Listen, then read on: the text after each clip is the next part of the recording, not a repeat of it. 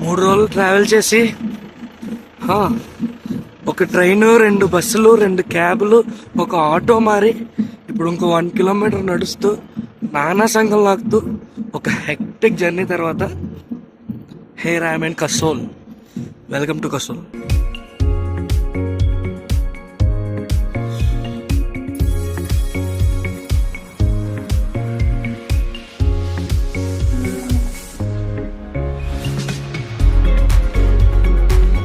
కొండకొక్క